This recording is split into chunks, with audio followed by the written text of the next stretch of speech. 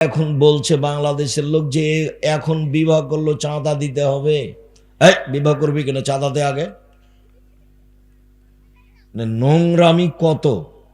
ছেলে মেয়ে কেন মানুষ করছেন? আপনাকে তো আমি কোনোদিন ভালো বলিনি। আপনাকে দেখলে আমাকে খারাপ লাগে যখন আপনি বলে না রাস্তাঘাটে আহাল পরিবারের সামনে, ছেলেটা আমার খুব মেধাবী, গোল্ডেন পেয়েছে, ছেলে আমার খুব ভালো রেজাল্ট করেছে, ছেলে আমার বুয়েটে রুয়েটে পড়ে, বড় ডাক্তার করব, বড় ইঞ্জিনিয়ার করব। ভালো, বড় ডাক্তার ওই সব কোম্পানির ওষুধ লিখে যে কোম্পানি তাকে টাকা দিয়েছে। তা আপনি ওকে মানুষ করলেন কেন? ও তো পশু, ও তো গরু ছাগল। বুঝে না ওরা, অন্তর আছে বুঝে না, দেখেও দেখে না ওরা, চক্ষু আছে দেখে না, শোনেও শোনে না ওরা, কান আছে শোনে না। উলাইকা কালানাম, তারা পশু প্রাণীর মতো, তারা গরু ছাগলের মতো, তারা কুকুর শ্রীগালের মতো, বালহুম আযাল, বরং তার চেয়ে খারাপ। আপনার ছেলে ডাক্তার হওয়ার পরে, ভালো ঔষধ জানার পরে, অন্য কোম্পানি টাকা দিয়েছে মর্মে যদি ঔষধ লিখে থাকে, তাহলে কুকুরের চেয়ে খারাপও। ওকে কেন মানুষ করেছেন? ওকে কেন মানুষ করেছেন? কে বলল ও মেধাবী? জাতির কি করতে পারে? প্রত্যেক দিন বাংলাদেশে সকালে উঠে বাংলাদেশের ছেলে মেয়ে বলছে, ও কালিমা তোমার আকাশ, ও কালিমা তোমার বাতাস। আপনার ছেলেও বলছে।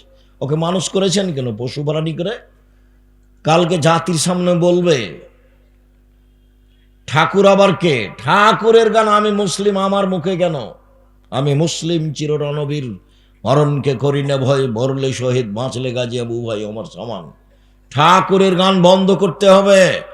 ঠাকুর বাঙালিদের শত্রু, ঠাকুর ঢাকা বিশ্ববিদ্যালয়ের শত্রু, ঠাকুর মুসলমানের শত্রু। ঠাকুর যেদিন, মুসলমান যেদিন ভারত বাংলাদেশ পাকিস্তানে ইংরেজদের হাতে লজ্জিত, অপমানিত, লাঞ্ছিত, জেল হাজতে, সেদিন ঠাকুর লন্ডনে মুচ পাকায়। সেই ঠাকুরের গান আমার ছেলে বলে। আমি এই জন্য ছেলে মানুষ করেছি। আমার ছেলে ঠাকুরের গান বন্ধ করবে, এদেশের চাঁদাবাজির, লুটতরাজ, অরাজকতা, অন্যায়, অবিচার, রাহাজানি বন্ধ করবে। সেই জন্য আমি ছেলে মানুষ করেছি। তার নাম মেধা ভালো। কি দেখাতে চান আপনি? দিন রাত বলেন স্বামী স্ত্রী, মানুষের সামনে গল্প করেন, এর সামনে গল্প করেন, ওর সামনে গল্প করেন। মেয়ে আমার মাস্টার ডির পাস, মেয়ে আমার বড় ডাক্তার, মেয়েরা আমার অমুক জায়গাতে পড়ে, ঢাকা বিশ্ববিদ্যালয় পড়ে। ওগুলো কি বলতে চান আপনি? কি দেখান? আমি আপনাকে আপনার ছেলে মেয়েকে পশু প্রাণী প্রমাণ করতে না পারলে সালাম দিয়ে নেমে চলে যাব। 30 বছর থেকে বলছি, জাতির কল্যাণের জন্য ছেলে মানুষ করেন। দাগাবাজ কেন, দকাবাজ কেন, শয়তান কেন, চাঁদাবাজ কেন? চাঁদা দিয়ে উঠে বা কেন? কেন চাঁদাবাজি করবে? ভিক্ষা করে খাবে। জয়পুরহাট বাড়ি, ভিক্ষা করতে হবে কেন? এক জমিতে 3 বার চাষ হয়, ভিক্ষা করবে কেন? দাগাবাজি করবে কেন? ধোকাবাজি করবে কেন? আর একজনের পিছু ঘুরে বেড়াও কেন বেটা? আর একজনের পিছনে ঘুরে বেড়াও কেন? কেন ওভাবে বলতে থাকো মুখের চরিত্র ফুলের মতো পবিত্র? বেটা জানো ওর চরিত্র তো শয়তান। কি করে বুঝলে তুমি ফুলের মতো চরিত্র? তো আর একজনকে মেরে রেখে যাই। তোমাদের নেতার বয়স ছিল 45, কত ঘন্টা? 45 মিনিট। জুলুম দেখো না কাকে বলে? ফেরাউনের সময় ছিল 3-4 মিনিট। এই মরলো, এ ডুবলো, এ ডুবলো, তারপর নেই। আজ সামুদ দেখতে দেখতে নেই। দেখবা খুলনার অঘোষিত সম্রাট এরশাদ শিকদার মেয়ের মাথায় হাত দিতে পারেনি। খুলনার অঘোষিত সম্রাট এরশাদ শিকদার রাতে রাতে কুয়েত দখল করেছিল প্রেসিডেন্ট সাদ্দাম। এমনি নিরুপায় দেশ থেকে চলে যেতে হয়েছে, কোনো পথ ঘাট থাকেনি। ক্ষমতা দেখাবা না, ভিক্ষা করে খাও। ভিক্ষা করে খাওয়া কোনো, দিন মজুরি করে খাও। দিন মজুরি করে খাওয়া কোনো, চকলেট বিক্রি করে খাও। আমি চকলেট বিক্রি করে খেতে বলিনি। আমি যখন বলেছি চকলেট বিক্রি করে খাও, তখন বলেছি যে লোন নিয়ে ব্যবসা করো না, কম পয়সা দিয়ে ব্যবসা করো, এ কথা বলেছি। চকলেট বিক্রি কি দুনিয়াতে ব্যবসা? আর কোনো ব্যবসা নাই? কলা আছে, জুতা স্যান্ডেল আছে, কাপড় আছে, অল্প পয়সার ব্যবসা আছে। যখন আল্লাহ রসুল পয়সা উপার্জনের কথা বললেন, তখন বললেন 1 দিন মজুরি, 2 চাকরি, 25 দিনে টাকা শেষ হবে। আর দিন মজুরি মানে সন্ধ্যায় টাকা শেষ হবে। 3 জমি চাষ মানে সমান সমান না হয় লস। 4 ব্যবসা। তখন আল্লাহ রসুল বললেন, এই শোনো, সত্যবাদী ব্যবসায়ীরা, বিশ্বস্ত ব্যবসায়ীরা নবীদের সাথে জান্নাতে থাকবেন। তখন তিনি বললেন না যে যারা জাপান থেকে মাল নিয়ে এসে চট্টগ্রামে নামায় ইনপোর্টে ব্যবসা করে তারা নবীদের সাথে থাকবে, কথা বলেননি। যারা চকলেট বিক্রি করে তারা নবীদের সাথে থাকবে, এ কথা বলেননি। তিনি বলেছেন সত্যবাদী বিশ্বস্ত ব্যবসায়ী যারা, তারা নবীদের সাথে জান্নাতে থাকবেন।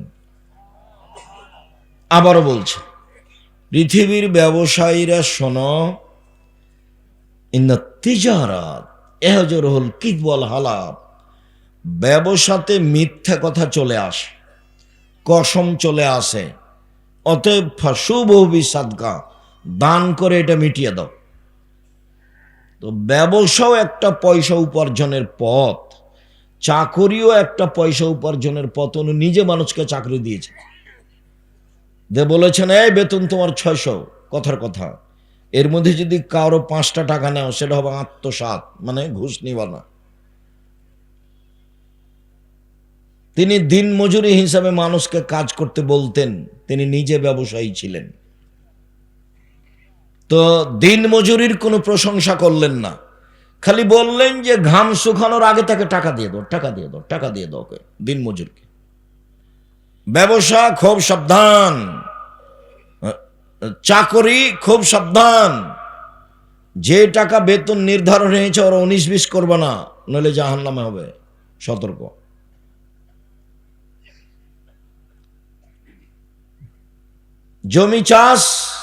জমি চাষ করো কেন? ওতে অন্তর শক্ত হয়ে যায়। এসব জিনিস কঠিন জিনিস, গরু ছাগলের পিছনে থাকতে হয়, ভীরু হয়ে যায়। নিন্দা করছে ব্যবসা। এই সত্যবাদী ব্যবসায়ীরা শোনো, বিচারের মাঠে নবীদের সাথে থাকতে বাবা, ইব্রাহিমের সাথে থাকার সুযোগ হবে সত্যবাদী। আমি বলিনি এই কথা মুহাম্মদ সাল্লাল্লাহু আলাইহি সাল্লাম বলেছে। অথচ উপার্জনের পথ 4টে। 1 দিন মজুরি, 2 চাকরি, 3 জমি চাষ, 4 ব্যবসা। ব্যবসা করে খান, দাগাবাজি করেন কেন? চাঁদাবাজি করেন কেন? আপনার ছেলে চাঁদাবাজি করে কেন? আপনার ছেলে জাতির জন্য বোঝা, ও মানুষের মায়েরা খায়, ও দল করে, ও দাপট দেখায়, মানুষকে জেল হাজতে দেয়, ক্ষমতা দেখায়। ওটা করে কেন আপনার ছেলে? ওকে এই জন্য মানুষ করেছেন, ও কি পড়েছে ছাই, পশু প্রাণীর মতো দুনিয়াতে মানুষের প্রতি সাদা অন্যায় করে বেড়াই। বলছিলাম সম্মানিত দিনী ভাই বোন, দান শক্তিশালী ইবাদত। এর পরেও যদি সলাৎ কবুল না হয় তাহলে তার দান বাতিল বলে গণ্য হবে। ইবাদতের জগতে ভিন্ন ধরনের বিরল ইবাদত সলাৎ। অজু করে সলাৎ আদায় করতে হয়, পানি নেই, তায়াম্মুম করে করতে হবে, মাটি নেই, অজু তায়াম্মুম ছাড়াই সলাৎ আদায় করতে হবে। কেবলার দিকে মুখ করে সলাৎ আদায় করতে হয়, কেবলা বোঝা যায় না, এমনিতেই পড়তে হবে। দাঁড়িয়ে সলাৎ আদায় করতে হয়, দাঁড়িয়ে থাকা যায় না, বসে থেকে করতে হবে, বসে থাকা যায় না, শুয়ে থেকে করতে হবে। পরিষ্কার কাপড় পরে সলাৎ আদায় করতে হয়, পরিষ্কার নেই, যেই কাপড়ে পেশাব পায়খানা লেগে আছে সেই কাপড় পরেই সলাৎ আদায় করতে হবে। পরিষ্কার অপরিষ্কার কোনো কাপড়ই নাই, উলঙ্গ হয়ে আছেন পুরুষ নারী, কাপড় ছাড়াই আছে, নামাজের টাইম হয়ে গেছে, এই সময়তেই তাকে নামাজ পড়তে হবে, পড়তেই হবে।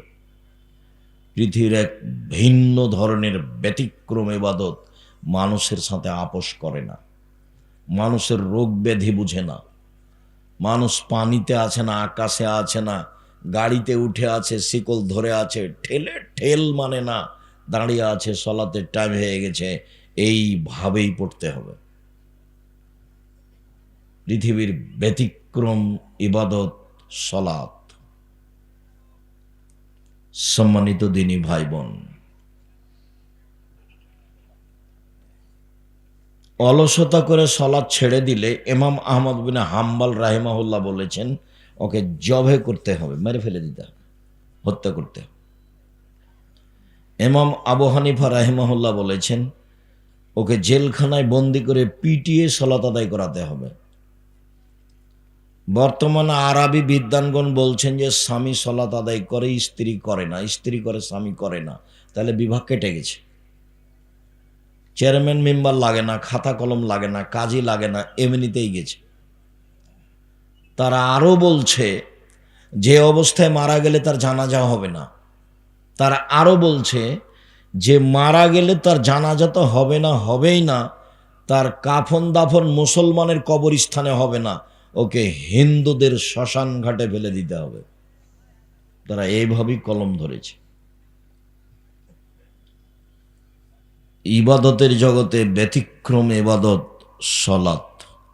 মহান আল্লাহ বলেন ফাকিমুস সালাতা ওয়া আতুজ যাকাতা, তোমরা সালাত আদায় করো, যাকাত প্রদান করো, আদেশ।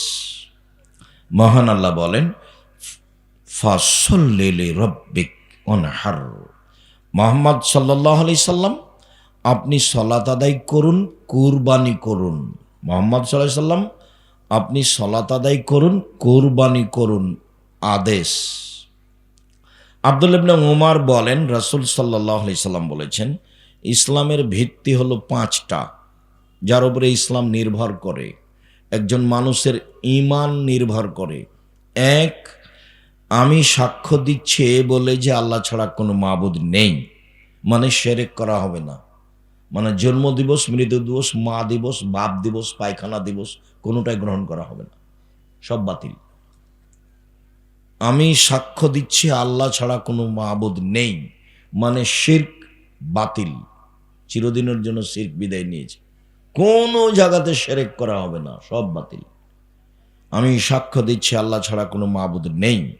2, আমি সাক্ষ্য দিচ্ছি মোহাম্মদ আল্লাহর রাসূল, মানে বিদাত চিরদিনের জন্য বন্ধ, বিদাত করা যাবে না।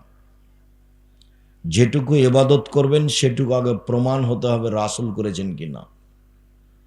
যদি না হয় বিদাত করেন, খুব ইবাদত করলেন, রাসূলের জন্মদিবস এমন পালন করা করলেন, ট্রাকে উঠে সিগারেট মুখে দিয়ে দাড়ি চেঁচে, যদি প্রমাণ করতে না পারেন তো চাঁপাই নবমজের ভাষাতে আমও গেল, ছালাও গেল, কাঁদতে কাঁদতে চোখও গেল। বিদাত করলে রাসূলকে অপমান করা হয়, শিরক করলে আল্লাহকে অপমান করা হয়। বিদাত করলে ইবাদত কবুল হয় না, শিরক করলে ইবাদত বাতিল হয়। 2টা পাপের নিজস্ব ক্ষমতা আছে। আমি সাক্ষ্য দিচ্ছি আল্লাহ ছাড়া কোনো মাবুদ নাই, মানে আমি শিরক করব না।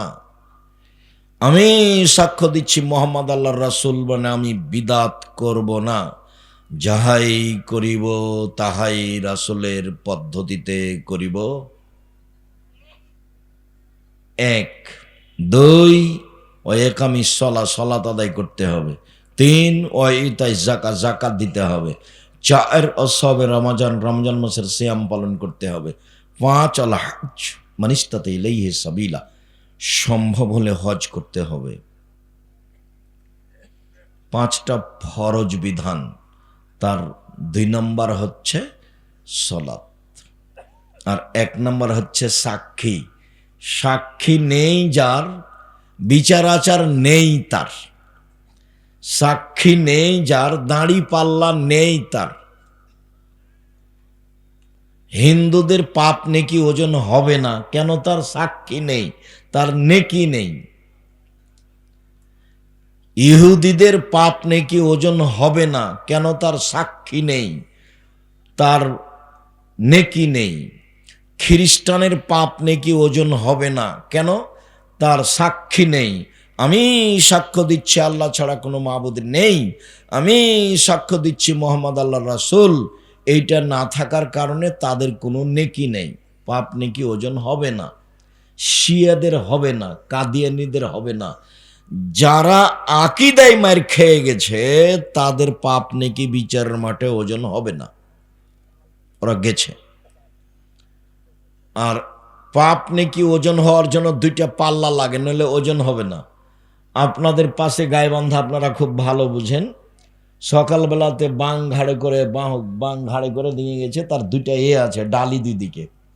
তো এখন বিকেলবেলাতে বাচ্চা একটা ওর গেছে মাঠে, তো বাচ্চাটাকে নিয়ে আসবে, তখন কি করেছে, বাচ্চাটাকে একটা ডালিতে দিয়েছে আর একটা ডালিতে মাটি চাপালছে, দিয়ে কাঁধে করে নিয়ে আসছে, নাহলে সমতা থাকবে না। যে বোঝা যায় কোথায়? তো মানে পাপ নেকি যে ওজন হবে, আল্লাহ বলছেন তো আর তো নেকি নাই, তো ওজন হবে কি দিয়ে? তো ওটা বাতিল।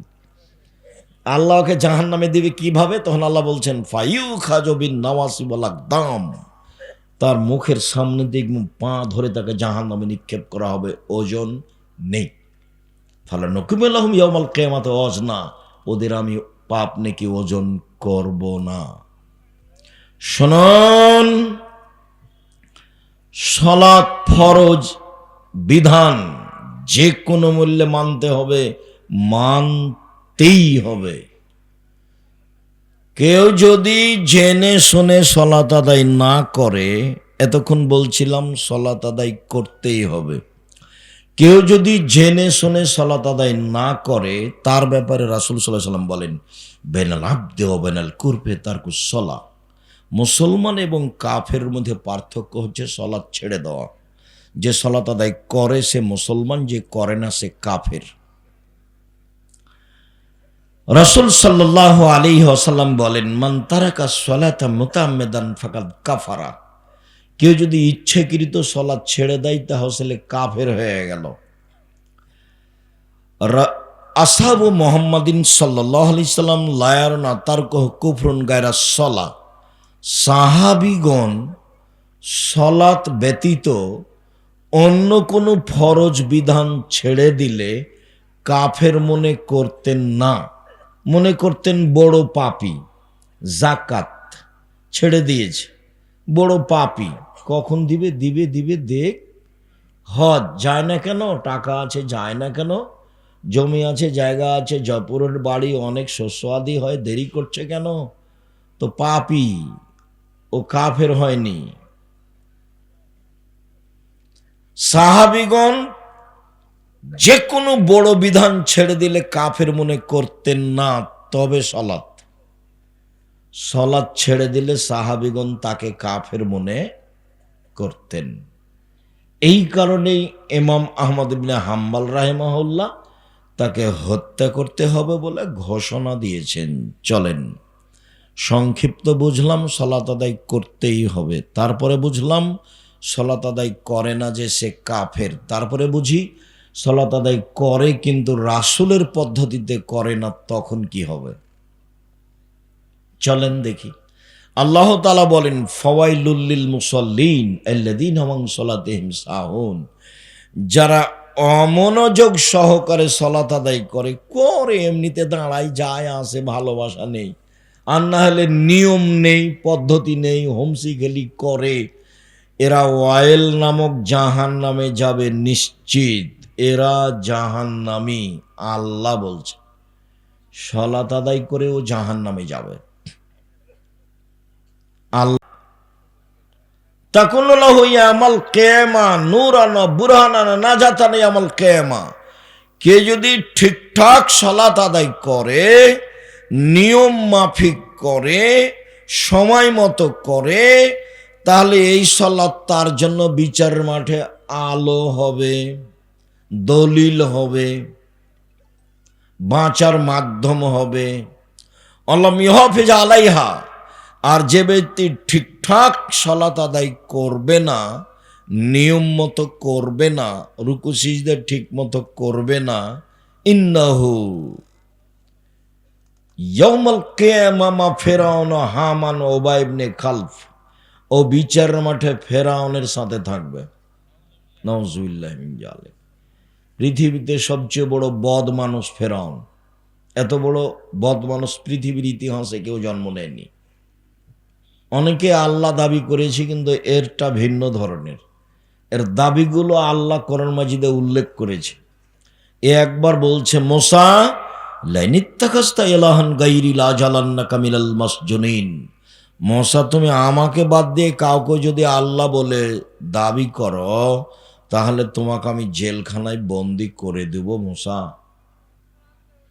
একবার বলছে ফেরাউন মুসা মা আলিমতু লাকুম মিন ইলাহিন গায়রি, আমি ব্যতীত তোমাদের কেউ আল্লাহ আছে এটা আমি জানি না। একদা ফেরাউন বলছে আনা রব্বুকুমুল আলা, আমি হচ্ছে তোমাদের সবচেয়ে বড় প্রতিপালক, সবচেয়ে বড় আল্লাহ। এগুলো ফেরাউনের বক্তব্য। আমি যখন মিশরে ফেরাউনের লাশের পাশ দিয়ে ঘুরছিলাম তখন বলছিলাম তুমি কি সেই ফেরাউন যে বলছিল যে আমি আল্লাহ? আসলেই কি তুমি? আল্লাহ ভালো জানে। কতদিন সাগরে থাকলো, কে উঠালো, তারপর এখানে নিয়ে আসলো, হতেও পারে। আল্লাহ বলেছেন আলিয়াউমা নুনাজ্জিকা বিবাদানিকা লিতাকুনা লিমান খালফাকা আয়া, ফেরাউন তোমার লাশটা আমি চিরদিনের জন্য রেখে দিলাম, কিয়ামত পর্যন্ত তোমার লাশ মাটিতে খাবে না, পানিতে খাবে না, কোনো জীবজন্তু খাবে না, পোকা খাবে না, কিয়ামত পর্যন্ত তার লাশ থেকে যাবে। এ কথা আল্লাহ তাআলা বলেন। তথা আল্লাহ বলেন তাকে দেখে মানুষ নিদর্শন উপদেশ গ্রহণ করবে। আমি সালাত আদায় করলাম আর এরকম হলো অবস্থা, দুঃখিত। একজন সাহাবী মসজিদে ঢুকে 2 রাকাত সালাত আদায় করে আল্লাহ রাসূলকে বললেন আসসালামু আলাইকুম। তখন আল্লাহ রাসূল বললেন সাল্লে ফাইন্নাকা লাম তুসাল্লি, তুমি সালাত আদায় করো, তুমি করনি। লোকটি আবার সালাত আদায় করলো, আল্লাহ রাসূলকে সালাম দিল। আল্লাহ রাসূল বললেন সাল্লে, তুমি সালাত আদায় করো, তুমি করনি। লোকটি আবার সালাত আদায় করলো, আল্লাহ রাসূলকে সালাম দিল। আল্লাহ রাসূল বললেন তুমি সালাত আদায় করো, তুমি করনি।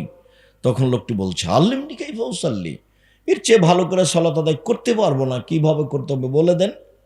আর রুকু সিজদায় ভুল ছিল। তো রাসূল, হাদিস বুখারী মুসলিম, রাসূল সাল্লাল্লাহু আলাইহি সাল্লাম তাকে যদি বলতেন হ্যাঁ তুমি সালাত আদায় করেছো তবে খুব একটা ভালো হয়নি, তাহলে না হয় একটা হতো, একইবারই যে না করে দিলেন। বলছেন তুমি সালাত আদায় করো, তুমি করনি, 3বার সববারই না করলেন। একবার যদি একটু বলতেন যে খুব একটা ভালো হয়নি, একটু ভালো করে করো না, এরকম বললেন না, সব না। হুযায়ফা রাদিয়াল্লাহু তাআলা আনহু একটা লোককে সালাত আদায় করতে দেখলেন, তার রুকু সিজদা ঠিক ছিল না। তো সালাম ফেরার পরে বলছে এই শোনো, তোমার সালাত হয়নি, তুমি যদি এখন মারা যাও তাহলে ইসলামের নিয়ম নীতির উপরে তোমার মরণ হবে না, রাসূলের পদ্ধতির উপরে তোমার মরণ হবে না, মানে তুমি জাহান্নামে গেছো। একদিন আল্লাহ রাসূল বলছেন আসওয়াউ সারিক, সবচেয়ে বদ চোর, সবচেয়ে খারাপ চোর। গরু চুরিও চোর, তবে সবচেয়ে খারাপ চোর নয়, হাত কাটা যাবে। টাকা চুরিও চোর, তবে সবচেয়ে খারাপ চোর নয়, হাত কাটা যাবে। সবচেয়ে খারাপ চোর হলো মাইয়াসরিকু মিন সালাতিহি, যে সালাত চুরি করে। তো সাহাবীগণ বলছেন কাইফা ইয়াসরিকু মিন সালাতিহি, মানুষ আবার সালাত চুরি করতে পারে? আল্লাহ রাসূল, সালাত কিভাবে চুরি করতে পারে, এইটা কেমন হলো? তখন আল্লাহ রাসূল বললেন মাল্লাম ইতুম রুকুআহা ওয়ালা সুজুদাহা, যে ব্যক্তি রুকু সিজদা ঠিক মতো আদায় করলো না সেই হলো সালাত চোর। তাহলে সব গিয়ে দাঁড়াচ্ছে সালাতের উপরে।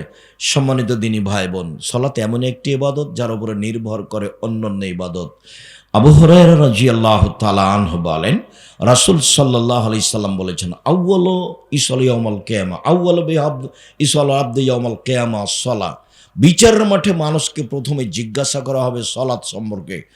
ফাইন সালাহাত সালাহুল্লাহু সাইরা আমালিহি, যদি তার সালাত টিকে যায় সব ইবাদত টিকে যাবে, যদি সালাত না টিকে ফাইন ফাসাদাত ফাসাদাল্লাহু সাইরা আমালিহি, তাহলে সব আমল বাতিল বলে গণ্য হবে।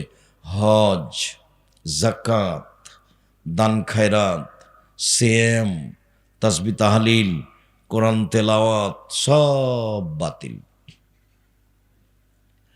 আনাস রাদিয়াল্লাহু তাআলা আনহু বলেন, রাসূল সাল্লাল্লাহু আলাইহি সাল্লাম বলেছেন, as-salatu thalasatu aflasin, সালাত তিন ভাগে বিভক্ত। আত-তুহুরু সুলুসুন, রুকু ওযু হলো তিন ভাগের এক ভাগ।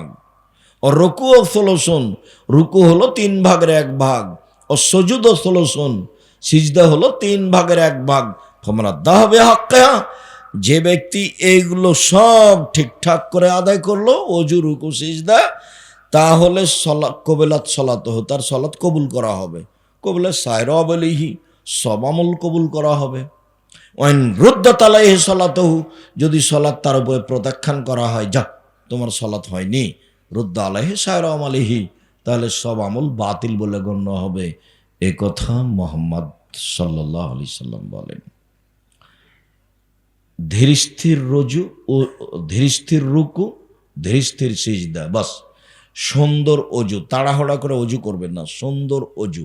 আল্লাহ রাসূল একদা বলছেন, শোনো, আমি কি বলে দেব তোমাদের একটা কাজের কথা, যাতে পাপ মিটে যায়, মান বেড়ে যায়। একটা আমলের কথা বলবো যাতে পাপ মিটে যায়, মান বেড়ে যায়। হ্যাঁ, খুব তো ভালো কথা, বলেন বলেন, কি সেটা? পাপ মিটে যাবে, মান বেড়ে যাবে। তখন আল্লাহ রাসূল বলছেন, শোনো, এক, সুন্দর করে ওযু করলে পাপ মিটে যাবে, মান বেড়ে যাবে। দুই, পায়ে হেঁটে মসজিদে গেলে পাপ মিটে যাবে, মান বেড়ে যাবে। তিন, সলাতের পরে সলাতের অপেক্ষা করলে, এক সলাত আদায় করেছি, আবার কখন যাব মসজিদে, তার অপেক্ষায় থাকলে পাপ মিটে যাবে, মান বেড়ে যাবে। একদা আল্লাহ তাআলা আমাদের নবীকে বলছেন, মুহাম্মদ হাল তাদরি ফিমা ইয়াকতাসিমুল মালাউল আলা, মুহাম্মদ আপনি বলতে পারেন ওপরে কি নিয়ে হইচই হচ্ছে? আমাদের নবীকে আল্লাহ তাআলা মুহাম্মদ বলে ডাকতেন, জিবরাইল আমাদের নবীকে মুহাম্মদ বলে ডাকতেন, আর সাহাবীগণ আমাদের নবীকে বলতেন আল্লাহ রাসূল বলেছেন। আল্লাহ রাসূল আপনি এটা করবেন, আল্লাহ রাসূল দিয়েছেন, আল্লাহ রাসূল গেছেন, আল্লাহ রাসূল খেয়েছেন। সাহাবীগণ বলতেন আল্লাহ রাসূল দিয়েছেন, আল্লাহ রাসূল করেছেন। আর মুহাম্মদ বলতে, আল্লাহ বলতেন মুহাম্মদ, জিবরাইল বলতেন মুহাম্মদ। আর ভারত, বাংলাদেশ, পাকিস্তানের ওলামায়ে কেরাম, ফজলায়ে জামেরা বলছে হুজুরে পাক সাল্লাল্লাহু আলাইহি সাল্লাম, হুজুরে পাক। নামটাই বিদাতি। সবার মহাস্থানের পাশে বাড়ি, সবাই বা এরকম, বা আরো যত মহাস্থান আছে বাংলাদেশে, কত আছে তার কোনো হিসাব নাই। আল্লাহ তুমি মাফ করো, কবরের সাথে সম্পৃক্ত মানুষ। বলছিলাম, সম্মানিত দ্বীনি ভাই বোন, সালাত ব্যতিক্রম ইবাদত। মুহাম্মদ বলতে পারেন উপরে কিনে হইচই হচ্ছে? হ্যাঁ বলতে পারি। কি বলো তো? সুন্দর করে ওযু করলে পাপ মিটে যাবে, মান বেড়ে যাবে, এইটা বলা বলি হচ্ছে। পায়ে হেঁটে মসজিদে গেলে পাপ মিটে যাবে, মান বেড়ে যাবে, এইটা বলা বলি হচ্ছে। সলাতের পরে মসজিদে বসে বসে তাসবিহ তাহলিল জিকির আজকার করলে পাপ মিটে যাবে, মান বেড়ে যাবে, এইটা বলা বলি হচ্ছে। তারপরে আল্লাহ রাসূল বলছেন, এখন ফাইন ফালা আশা বেখাইরিন ও মাতা বেখাইরিন, এই লোক যদি মরে যায়, মরে যাওয়া ভালো। এই লোক যদি বেঁচে থাকে, বেঁচে থাকা ভালো। এই লোক যদি মরে যায়, মরে যাওয়া ভালো। এই লোক যদি বেঁচে থাকে, বেঁচে থাকা ভালো। ওয়াকানা মিন খাতিয়াতিহি কায়ামিন ওয়ালাদাতু উম্মুহু, তারপরে লোকটা ওই দিনের মতো হয়ে যায় যেদিন তার মা তাকে জন্ম দিয়েছেন, নিষ্পাপ হয়ে যায়। কি আমল? এক, সুন্দর করে ওযু। দুই, পায়ে হেঁটে মসজিদ। তিন, সালাতের পরে জিকির। সালাম দিয়ে লাফ দিয়ে উঠলেন কেন? জুমার দিনে সবার পরে গেছে, দিয়ে সবার আগে আসার জন্য হুড়াহুড়ি করছে। শরম হয় না? সলাত ফাজলামি করো সলাতের সাথে। উমর রাদিয়াল্লাহু তাআলা বেঁচে থাকলে তোমাকে করে ঘর ধরে বসিয়ে দিত, আর শতকরা 95 জন 98 জন বক্তার আজীবন জেল হতো, কেউ বাইরে থাকতো না। বক্তৃতা একটা পেশার মধ্যে চলে এসেছে। শেষে চলে আসলাম। রাসূল সাল্লাল্লাহু আলাইহি ওয়াসাল্লাম বললেন, সাল্লু কামা রাআইতুমুনি উসাল্লি। সময় কত?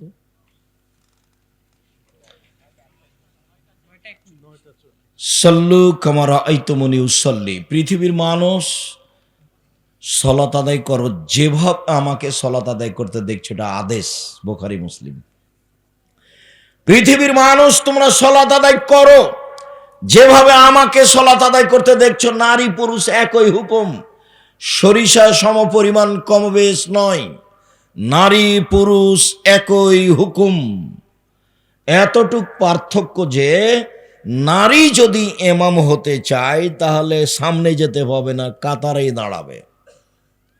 এতটুক পার্থক্য যে নারী যদি ইমাম হয় মহিলা, আর যদি ভুল হয় তাহলে পিছনে সাথে যারা আছে কাতারে, ওরা এ ডান হাতকে বাম হাতের পিঠের উপরে মেরে আঘাত করবে, তখন ইমাম বুঝবে যে আমার ভুল হয়েছে। আর পুরুষ ইমাম হলে কি বলতে হবে? সুবহানাল্লাহ। এইটুকু পার্থক্য ছাড়া পুরুষ নারীর সালাতের মধ্যে সরিষা সমপরিমাণ পার্থক্য নেই। সাল্লু কামা রাআইতুমুনি উসাল্লি। পৃথিবীর মানুষ যেভাবে আমাকে সালাত আদায় করতে দেখছো সেভাবে করো। আব্দুর রাজ্জাক সাহেব, নবীকে এখন বেঁচে আছেন যে কাবা ঘরে গিয়ে দেখে আসবো? কথাও তো ঠিকই।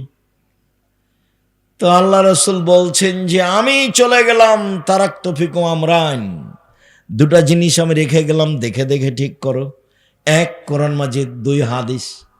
প্রায় 3 লক্ষ জাল হাদিস আছে, কোনটা দেখবেন? আমার বাসায় আছে 10,000। কতটি? 10,000। কথা তো ঠিকই। তাহলে এখন কি পরামর্শ দিতে পারি? একটা পরামর্শ দিই। বুখারী আর মুসলিম, বাংলা বুখারী দেখে সালাত ঠিক করেন, আর বাংলা মুসলিম। ব্র্যাকেট দেখবেন না, ব্র্যাকেট দেখবেন, ওই নাম্বার দেখবেন না, হাসিয়া 2-3 নিচে আছে লিখে, ওগুলো দেখবেন না। অনুবাদ দেখে ঠিক করবেন। কোন কিতাব? বুখারী মুসলিম। আব্দুর রাজ্জাক সাহেব, আর কিছু? হ্যাঁ, আর একটা বলা যায়, রিয়াজুস সলেহিন। প্রায় সব হাদিস ঠিক। রিয়াজুস সলেহিন নাম শোনেননি আপনারা? এইটা আমার পরামর্শ থাকলো। 2 নম্বর, রিয়াজুস সলেহিন থেকে ঠিক করেন।